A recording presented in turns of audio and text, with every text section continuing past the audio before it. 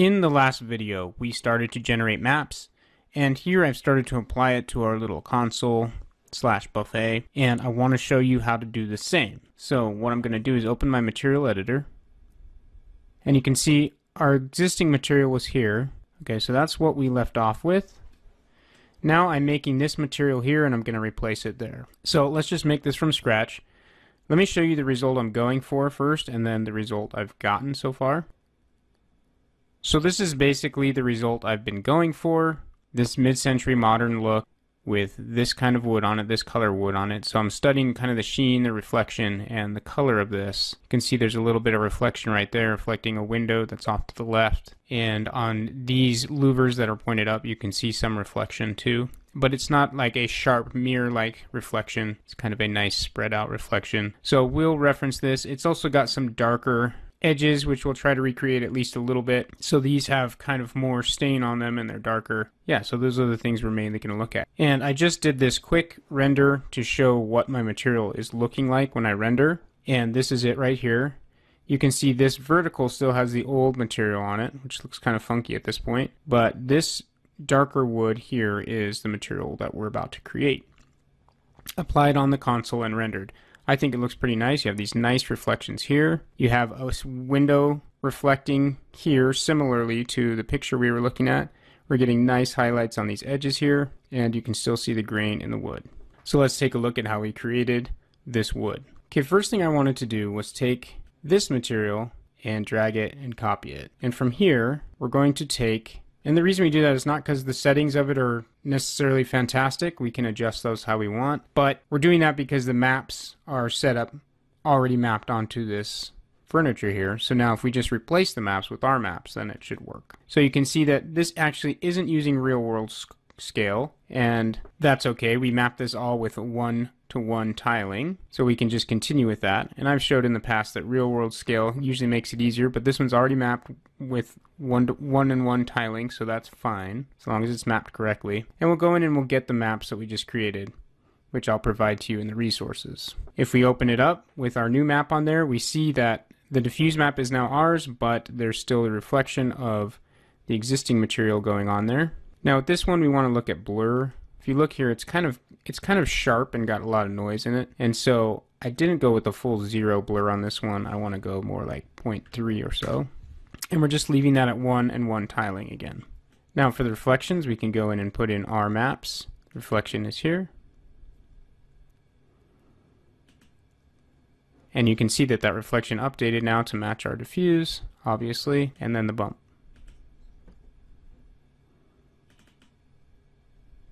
And you can see with the bump, we're getting a little too much noise going on in here. And so what I wanted to do with this one is maybe turn up the blurring a little bit, maybe even higher. Maybe somewhere like there. And then maybe turn down the map influence a little bit.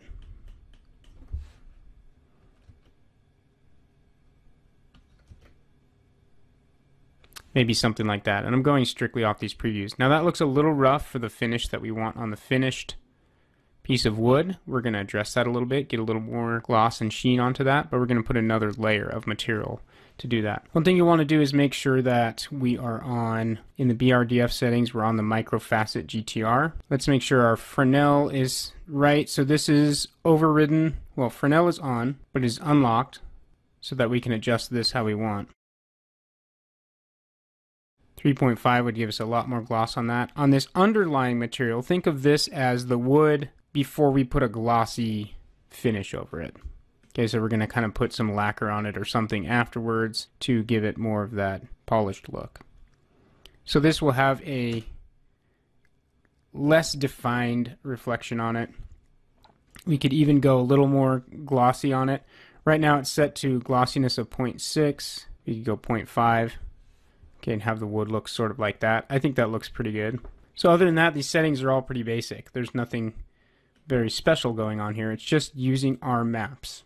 And you can see one nice thing about this is that the grain is reflecting a little differently depending on what the grain is doing. And that's because of that nice reflection map we made. And then there's a slight amount of bump in there. So it's very subtle, but it's the subtleties that will really help you. Okay, so now I've been talking about this sheen we're going to put on it. How are we going to do that? Well, we're going to take this click on the V-Ray material and then find V-Ray blend material here. And this enables us to layer textures on top of each other. We of course want to keep the old as a submaterial. Now we have the V-Ray blend. So now we can just add materials. And it's funny the way this is laid out because our base material is here and these are layers above it. You would think that the base material would be at the bottom and these layers would go up from there, but that's not really how this works. So this is actually the layer that's going on top of this base material.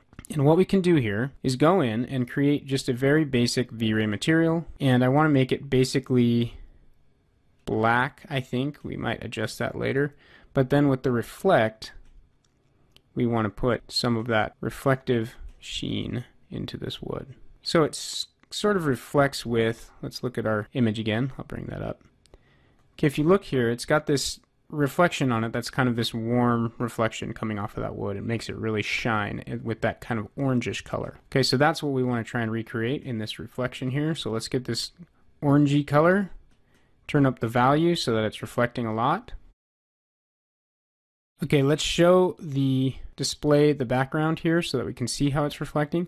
So now you can see that's got a lot of sheen to that wood and you're still seeing that kind of spread out reflection highlight below. We don't want this to be a perfect mirror. Let's put it at 8. Okay, that's the kind of thing we're getting. And I actually think I do want to add a little color to the diffuse. So let's take this same reflection color, but now turn it way down. So it's just kind of giving a hint of that. Let's saturate it even more. And again, I'm just going off of this thing here to see what that finished material is going to look like. So now that looks like smooth wood with a nice polished finish on it. By the way, I should mention that I did go back and adjust our diffuse map to be a little bit different color to match that reference image. So what we saw in the last video was a little darker and more brown. I lightened it up and made it a little reddish orange, just using adjustments in Photoshop. So back to where we are. Okay, on this material here, we now have this nice sheen on here, and what I'm going to do is make it so that it has a less perfect finish on it because, well, let's say it has fingerprints or maybe scratches or something like that, or just dust on it. So we're going to make it so the reflection is not perfect. And we're going to do that by finding a tileable bitmap that is just a grunge map. So I've got one for you that I will allow you to download. Let's load it. Okay, if I view the image that I'm loading here, it's just this. It's not entirely black and white. It has a little bit of hue to it, but that's okay. It will be understood as black and white values, and it will add some glossiness. This doesn't really look like the finish of a wood, but it does break up our reflection just enough. Let's make sure that we set this to 1 and 1 as well. And you can see now the difference that makes. If we turn this off entirely and toggle it back on and off. So on looks like that, off looks like that. Okay, so that makes it look like a way more matte material because now the values of how glossy the reflection is being determined by this map, which is just a regular tileable glossy map from the internet.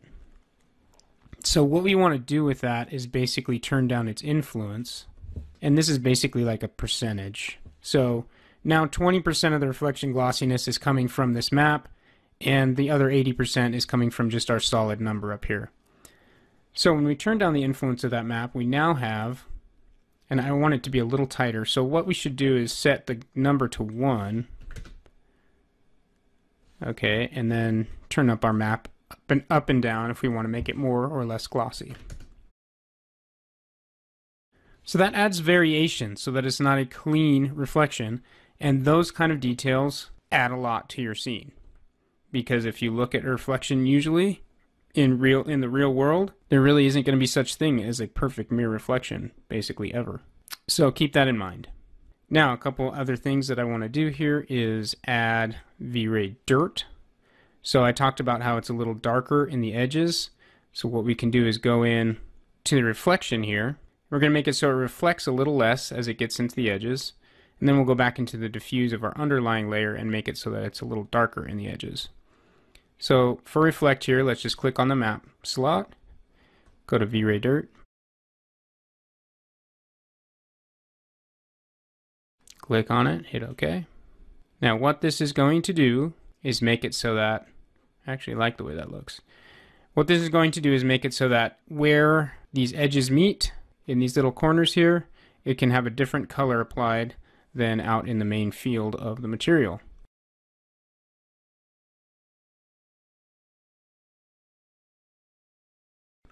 And it will search 10 inches out from there, basically make a gradient 10 inches out from there where these intersections happen, and apply this occluded color, like an ambient occlusion map. So the occluded color is going to be black, and for the included color, so the field reflection, we want this one. So we're basically putting the same reflection, but making it as it gets close to these edges, it will kind of fall off until it gets to the edges where there won't be any reflection. So that's the unoccluded color is our main reflection. As it gets to the edges in these occluded parts, it's going to be a black reflection. I actually think that we can turn this reflection up a little bit. Maybe more like that. That's looking pretty good. And we could maybe sharpen it with make it a little more glossy. But that's what the V-Ray dirt map does. There's not much else to it. You can go in and fidget with these settings a lot. I have other videos that are specifically about this, but what it's doing right now is just making it so the basic corners have less reflection in them. Now we can take, in our original material, our base material, which I'm going to change the name of, console wood 1. And in here we can click on this bitmap here, and then up where it says bitmap we can click on V-Ray dirt, and then keep the old as a submap. By default it will put it in the unoccluded color, which is what we want in this map down here, so that remains our main texture, but at the edges it's going to overlay a black on top of it in the occluded parts. So we're going to change the radius of that to 4 inches and just make it so where there's intersections in here it just gets slightly darker up in the corners, just like an ambient occlusion map. And that's in the diffuse map of our underlying layer. So that's a pretty good layer, or a pretty good texture. What I had created for the rendering looks like this. They're basically the same. Okay, maybe slightly different. I said I was going to go in here and change the glossiness slightly, make it just a little bit more glossy. Of course, the way we do that is just by going into the overlay layer and adjusting that glossiness map to be a little bit less, like 20.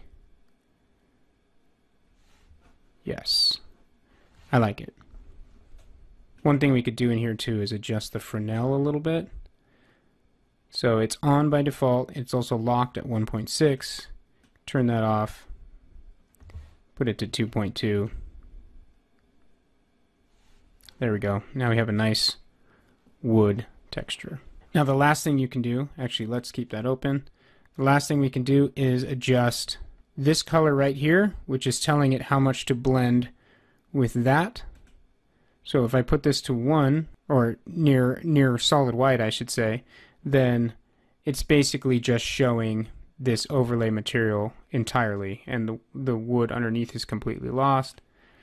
If I do the opposite, then the sheen on top will be lost. So I think maybe right about there. Let's see. Yes, I think in this case we're just in danger of losing the underlying grain of the wood, which we don't want to do. It's right about there. Now you can also put a map in here, which would make it so that the gloss is only in certain parts and it's not glossy in other parts. One thing you could do that would be cool is take this reflection map and place it right here. You'll see what that does. So now the sheen is only on the parts where these deep grains are, then that reflection, that sheen isn't happening. But it's also not happening full here because it's gray, not white. So it's not really giving me the effect I want, but that you can see the power of this V-Ray blend material and all the things you can do. So we're going to take that off, make it a nice clean finish like that. And we're going to go with that.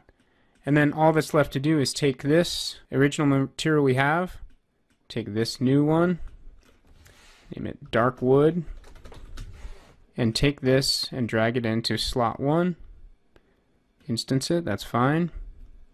You can see it applied to our console, but we need to go into our base material, into our diffuse map, well, into our V-Ray dirt, and then into our unoccluded color, and make sure it's being shown.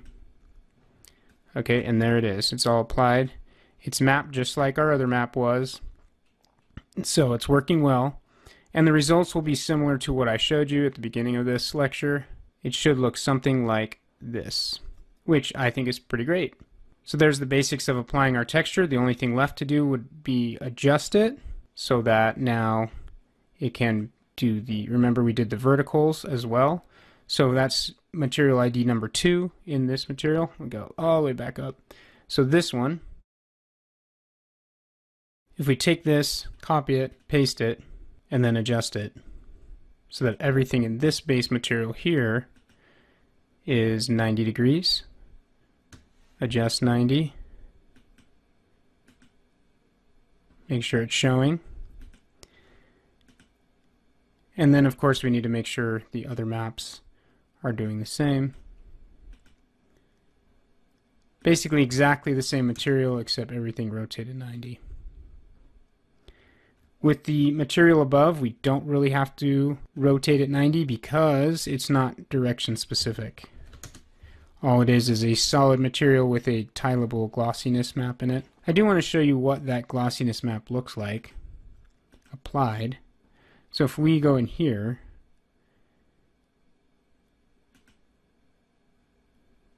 and go into our glossiness map, that's what the glossiness map looks like. So that's what it looks like mapped onto there. Let's go back to the wood though. And then the final thing I want to do is go into the Slate Editor, grab this material, and take a look at it in here. So it's this material here.